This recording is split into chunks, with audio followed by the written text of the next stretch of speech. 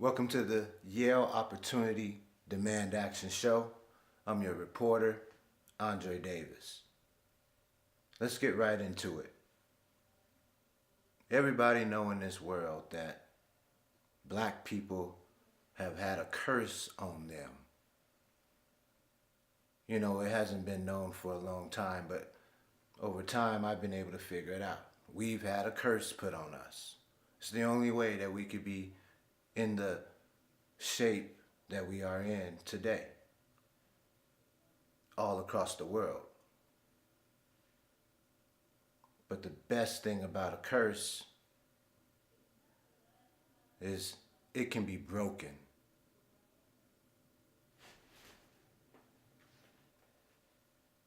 There's one thing I can't stand is just straight stupidity. But when I was online and they were talking about taking down monuments whose statues of the men were considered racist. So I posted, well, you might as well come to Salt Lake and take down Brigham Young's, because he's an overt racist. He said it in his speeches. The response I got, the response I got was, "It's on private land, stupid." No, I was expecting someone to say, not my leader, not my person that I look up to ain't racist. But nah, the dude said I was stupid and it's on private property.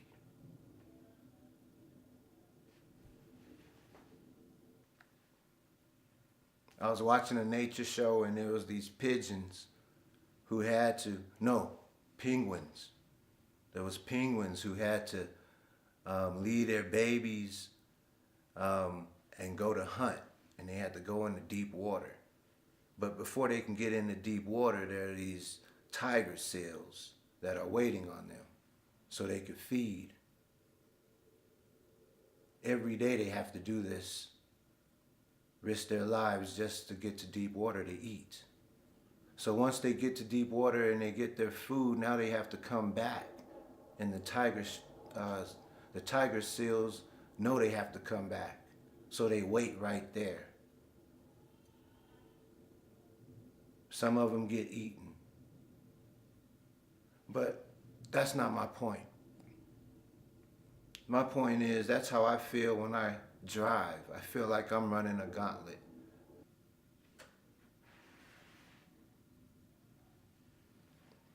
I was having an intelligent conversation with my friend, and he said, we ain't ready for reparations. And I got mad, you know what I'm saying? I was kind of pissed. I was like, what do you mean we ain't ready? But then I gave it further thought, and I was like, you know what? If they gave us a whole bunch of money, a lot of us would kill ourselves. A lot of us would squander it. And I had to admit, we ain't ready for reparations. But that doesn't mean we can't get ready. What we need is a collective plan of when we do get these monies, lands. We need a collective plan.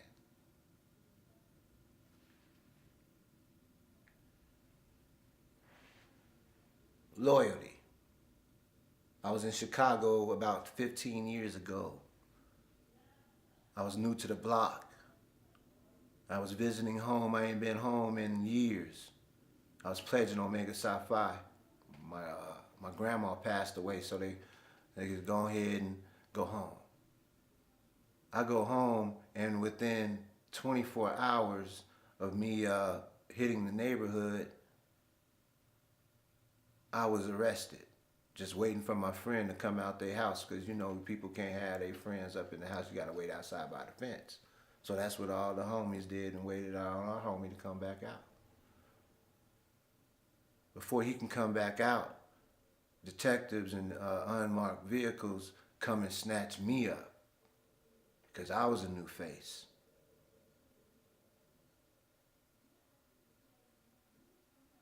But one of the homies that was with us, he refused to let me go down to that station by myself. So the police arrested him also. The thing about it is the homie that decided that he wasn't gonna let me go to jail by myself was dirty. Had crack rock in his bomber sleeve.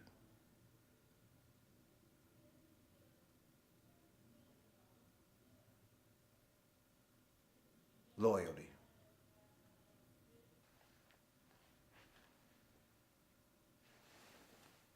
There are no tax returns. In my Jedi mind trick voice.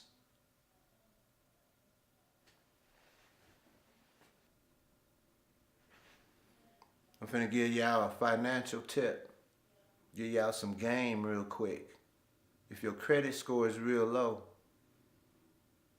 all you have to do is go to your local bank, take $200 down there, and tell them you want an unsecured credit card. Once you get approved, spend $50 a month, maybe on like a tank of gas, and pay it every month. And watch your credit score go up by 40 points every month.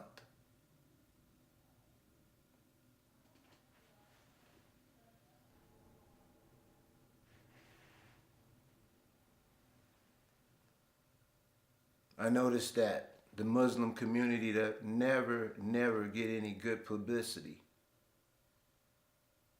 The things that they do never get talked about. But my granddaddy in Chicago was Brother Salam. And he had a garage and he fixed cars in the neighborhood.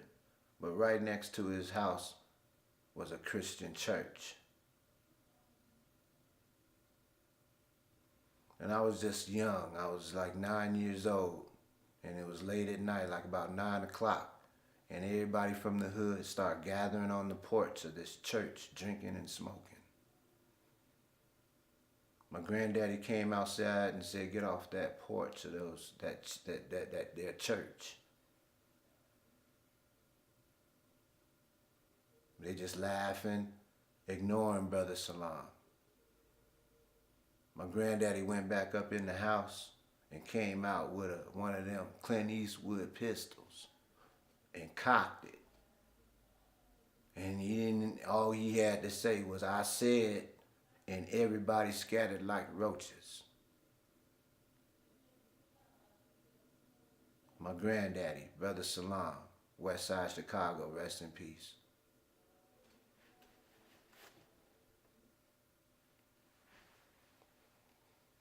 The news gets even better. The excuse they give us for not just having the popular vote is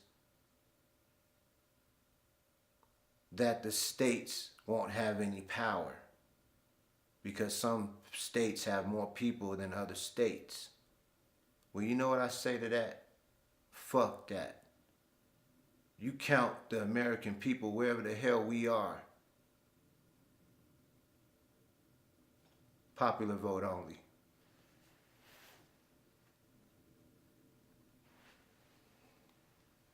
All right, let's play a game. It's called You Guess If the Line from the Movie I Say is made by a white or black writer. Here's number one. When you take a shit, it looks like you're melting. Number two. Don't get it twisted. You're just a dude running around here in a third world country in a cat suit.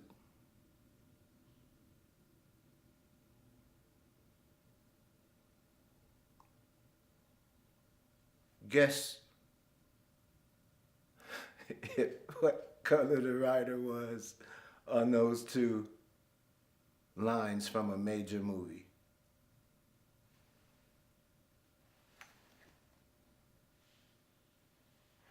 I think it's bogus that people with felonies can't vote. If they paid their debt to society, there should be a way that they could at least earn their rights to vote back. And I know in some states, I'm not for sure, but if you do have a felony, check your state because I think they are changing the laws in some, and you may be able to vote.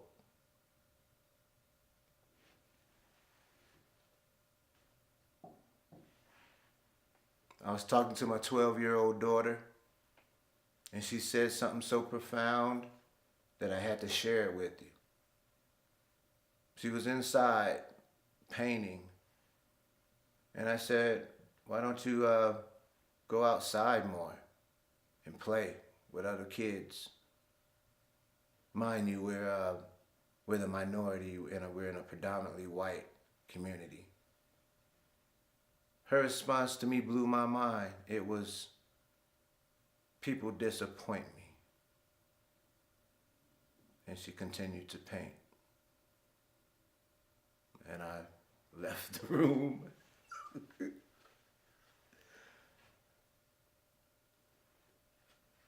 This here is a health alert. And it's gonna save your life. If you're a person with locks and you've never been swimming with locks ever before, you might want to practice. I almost lost my life 2 times. I'm just gonna give you the story real quick. Now, mind you, I was in the Navy. I'm a strong swimmer. But when you grow locks, it's like those old school mops, and you dip it in water and pull it out. It's heavy, right?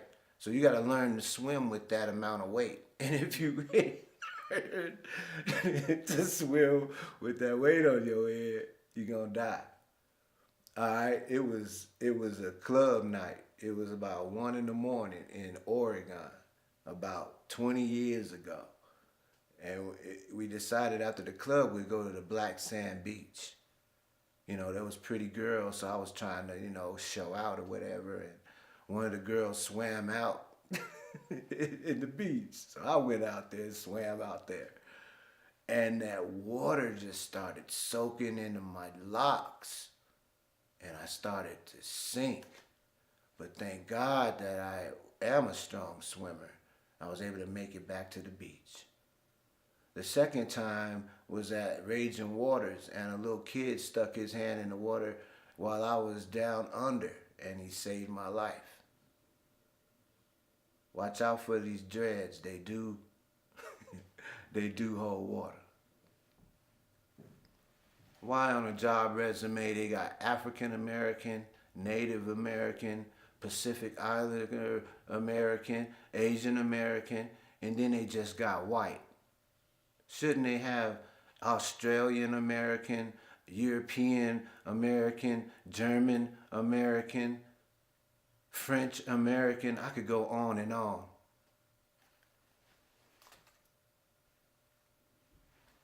They call us the melting pot, but we ain't nothing but individual entrees.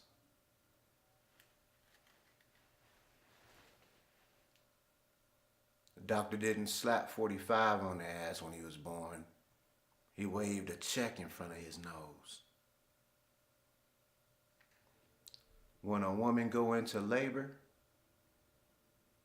it's called labor because it's hard work. I threw dry dog food in the air. It rained on both of us. I went to jail for assault. I asked the judge, let me go take my finals at the University of Utah and I'll come back and serve my little jail time. He said, no, I'd rather have you in this institution.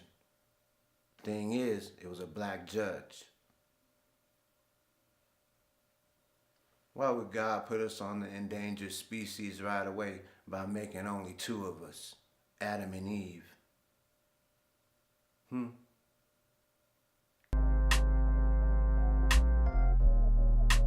Divine Nine, build a community in Africa.